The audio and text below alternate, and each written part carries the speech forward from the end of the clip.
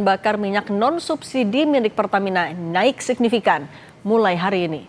Masyarakat berharap lonjakan tidak mengganggu daya beli di tengah ketidakpastian global yang mengganggu kestabilan ekonomi.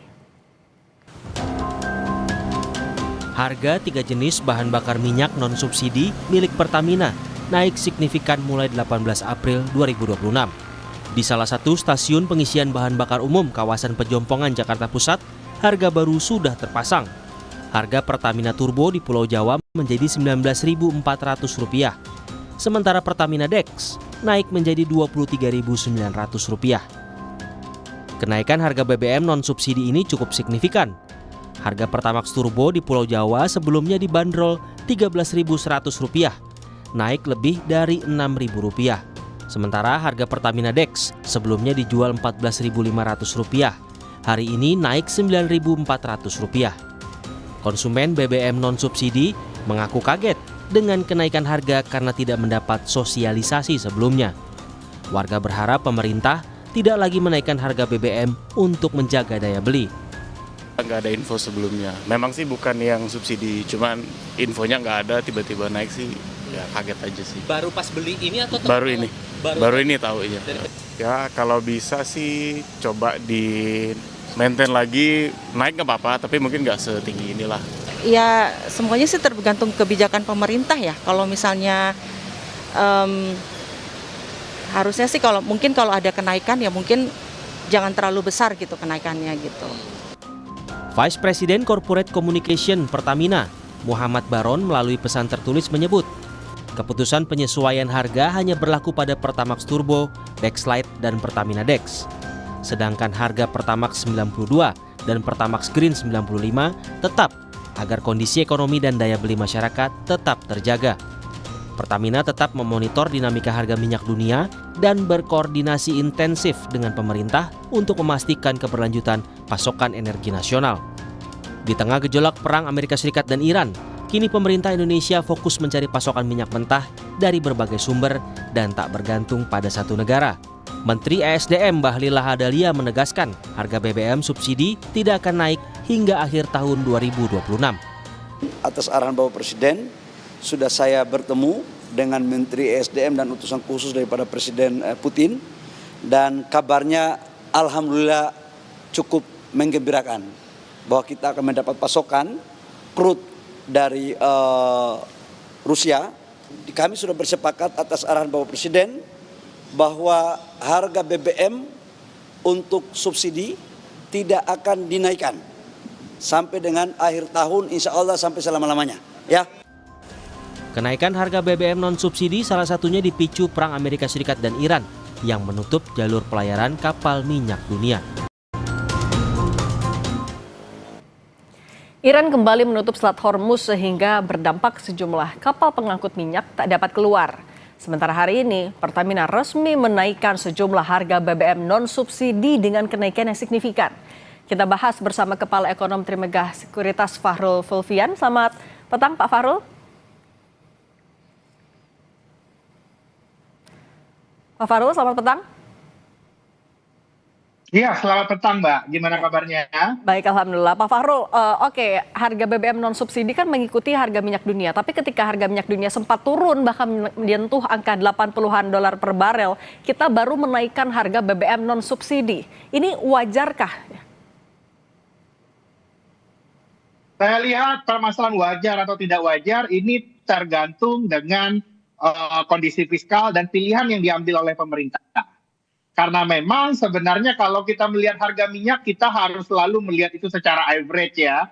Karena sentimen jangka pendek itu bisa membuat harga minyak itu naik jauh. Tapi walaupun sekarang sudah turun, kita harus tetap sadar bahwa tetap harga minyak saat ini itu berada di atas dibandingkan dengan asumsi APBN, yang mana memang kalau kita dari pasar keuangan melihatnya cepat atau lambat, dampak dari kenaikan harga minyak dunia ini harus di-pass through. Dan ini yang lagi kejadian saat ini ya. Akhirnya beberapa non-subsidized full price-nya, harga BBM-nya harus naik. Tapi alhamdulillah pemerintah masih belum menaikkan harga BBM yang banyak dipakai masyarakat, yakni Pertamax dan Pertalite. Karena by the end ini pilihan, Pak. bahwa memang pemerintah ingin tidak ada kenaikan harga BBM, tapi kita harus sadar juga bahwa bagaimanapun shock yang terjadi ini harus diserap dan mau nggak mau harus ada kenaikan harga BBM non subsidi.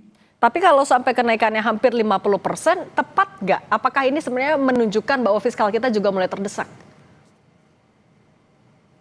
Kalau saya melihatnya keputusan ini juga harus mempertimbangkan laporan keuangan dan juga kondisi keuangan dari Pertamina ya, yang mana juga yang dinaikkan sebenarnya juga bukan BBM yang banyak digunakan oleh masyarakat. Masyarakat banyak menggunakannya Pertamax dan Pertalite. Yang naik itu adalah bensin-bensin oktan tinggi, yang banyak menggunakannya itu adalah mobil-mobil dan kendaraan dengan cc tinggi ya. Ini yang kita lihat sebenarnya apakah berdampak, tentu saja pasti berdampak, tapi saat ini masih berusaha untuk diminimalisir dengan tidak adanya kenaikan Pertamax dan Pertalite, kira-kira seperti itu. Pak Fahrul, hari ini kan Selat Hormuz ditutup lagi. Kalau kondisinya seperti ini terus naik harga minyak juga naik turun terus, apakah pemerintah akan tetap bisa menahan harga minyak stabil untuk menjaga daya beli katanya? Apakah ini tetap bisa dilakukan? Dampaknya apa? Ini sebenarnya bisa atau tidak tergantung dengan strategi yang diambil oleh pemerintah. Kita jangan lupa, kalau soal energi total ya, Indonesia itu surplus loh Mbak. Kita juga punya surplus batu bara dan CPO yang luar biasa besar. Jadi seberapa tahan kita, itu tergantung seberapa cepat besar kita bisa meleverage jumlah ekspor batu bara kita, dan juga bagaimana mengubah penggunaan dari pembangkit listrik kita yang tadinya itu sebagian masih ada diesel, diubahkan ke batu bara sehingga energi mix kita berubah, dan ekspor listrik batu bara itu bisa dipakai sebagian untuk menutupi daripada kenaikan harga BBM. Tapi memang harus kita sadari bahwa resiko bahwa akan ada kenaikan inflasi dan kenaikan harga BBM sampai akhir tahun itu tetap terbuka. Tapi saya menyarankan kalau pemerintah hendak melakukan hal tersebut, jangan lupakan bantalan untuk masyarakat yang akan terdampak, terutama dari kelas menengah ke bawah, itu harus diberikan bantalan ekonominya. Oke, tapi kan kondisinya kita masih punya ketergantungan tinggi banget dengan BBM, terutama BBM atau minyak yang diimpor. Apakah masih masuk akal kalau misalnya harga BBM subsidi ditahan juga tidak naik sampai akhir tahun, itu masih bisa dilakukan? Itu bisa dilakukan, tapi memang dampaknya adalah defisit APBN-nya bisa melebar. Nah, di sini mari kita lihat nanti kebijakan apa yang hendak diambil oleh pemerintah, karena dalam hidup ini dan juga dalam policy, semuanya itu adalah pilihan. Pilihannya nanti akan sangat bergantung apakah kita mengutamakan kestabilan harga BBM atau defisit APBN yang melebar, dan di sisi lain juga harus ada realokasi anggaran, kira-kira seperti itu. Ini soal pilihan kebijakan. Bantalan sosial apa yang harus disiapkan pemerintah untuk menahan multiplier effect yang mungkin terjadi?